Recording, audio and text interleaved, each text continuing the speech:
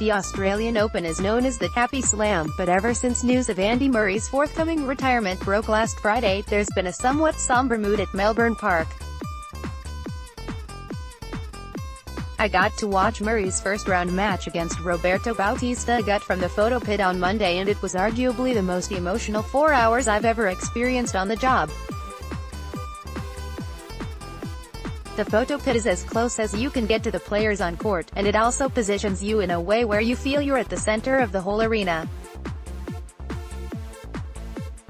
I was relatively close to Murray's box that include his mother Judy, his brother Jamie, his coach Jamie Delgado, his physical trainer Matt Little, his agent Matt Gentry, and other members of his team, along with his former hitting partner Donnie Valverdue, now Grigor Dimitrov's coach, young British player Katie Swan, who is represented by Murray's management company, and many others who all turned up for what might have been the very last match of his career. That fact remains unclear.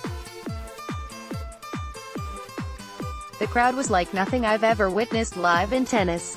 Melbourne Arena, formerly Hisense, is a special stadium that is partly ticketed and partly open to the public.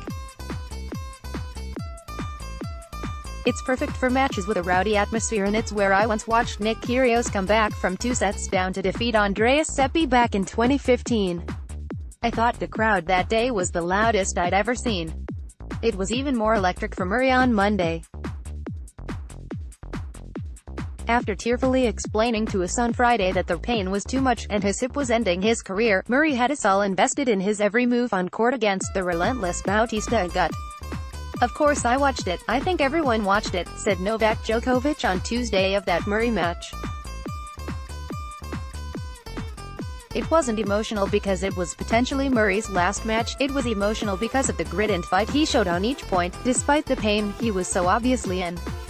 I kept looking up to see the reaction on Judy's face every time he lunged for a ball or sprinted from one side of the baseline to the other. She would go from peak stress to utter jubilation within seconds, as Murray labored for every point. It wasn't looking good for the Scot when he dropped the opening 2 sets, but buoyed by the bellowing crowd and an emotional charge that can boost an entire power plant, Murray rallied. After 2 sets, I think no one expected him to really come back, considering how he feels. He showed once again his amazing champion spirit, why he's such a fighter, why he's so respected and appreciated around the tennis world, and sports world in general," added Djokovic. "You could see everything that he is in that match yesterday.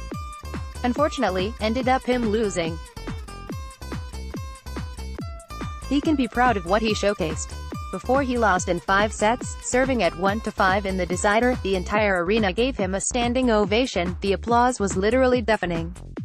Murray stopped before he was about to serve and thanked them. Judy was tearing up. I honestly felt that the whole place was shaking. It was a moment that summed up the entire match. We thought that was going to be the end of it. No way Murray can hold serve after that emotional ovation, and after running for the past 4 hours.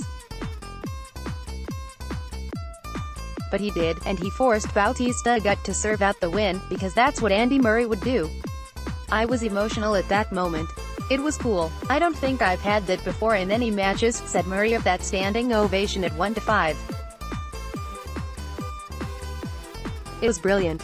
The atmosphere the whole match was amazing. I loved it. I'm really appreciative that the people gave me that atmosphere to play in, whether he plays again or not. That hot and humid day at Melbourne Park is one we'll never forget."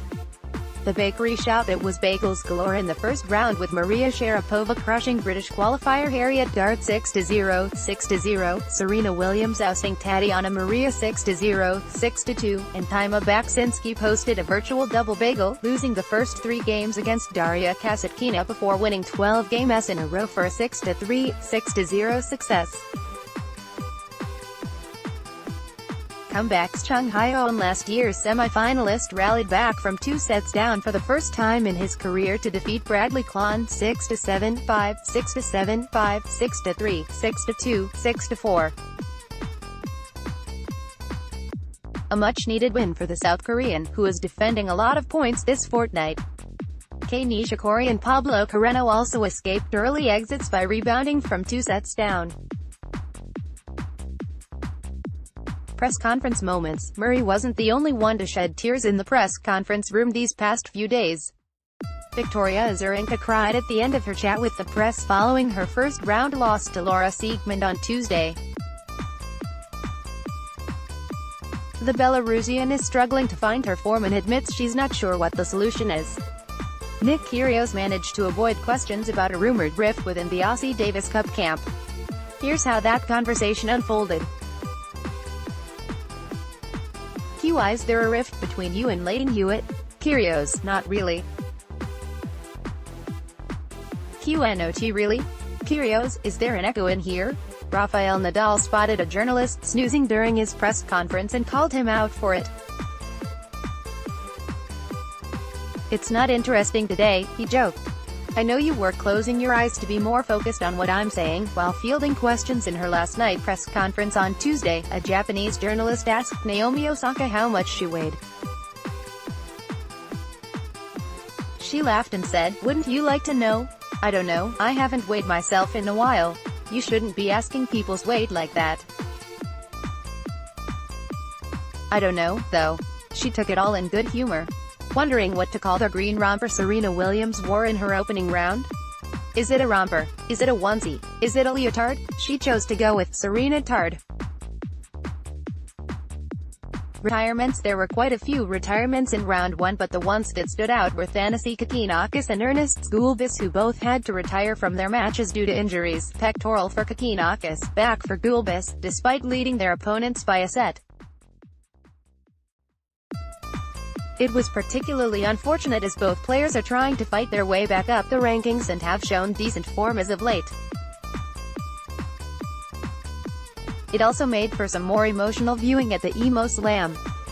Upsets. Feisty American Danielle Collins took out Auckland champion and number 14 seed Julia Gorges in 3 sets, while 21-year-old American Riley Opelka edged past fellow big server No.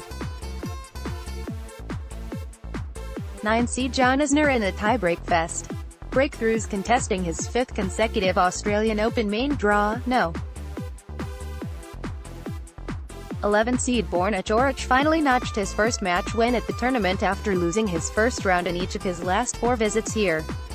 Canadian 18-year-old Bianca Andreescu, who opened her 2019 season with a brilliant week in Auckland, where she reached the final as a qualifier, has kept up her form by qualifying for the Australian Open and winning her main draw first round on Tuesday. Her victory over 16-year-old Whitney Oswego gave Andreescu her first ever Grand Slam main draw win. Stats. 2 Tatiana Maria hit just 2 first serves in her first set against Serena on Tuesday. She lost both of those points. 2:08 am, the finish time for Dominic Thiem's 5-set win over Benoit Paire in the wee hours of Wednesday morning. 11 wins against just 1 loss for Andreescu in 2019, qualifying in main draw. 39-year-old Ivo Karlovic became the oldest man to win a match at the Australian Open since Ken Rosewall in 1978. The Croat defeated next-gen player Hubert Hurkacz in 4 tie-break sets. 87 combined aces struck in the match between Opelka and Isner. 90%. Milos Raonic's success rate on his first serve against Nick Kyrgios. Second rounds to watch: Serena Williams v Eugenie Bouchard, Novak Djokovic v Joe Wilfried Tsonga.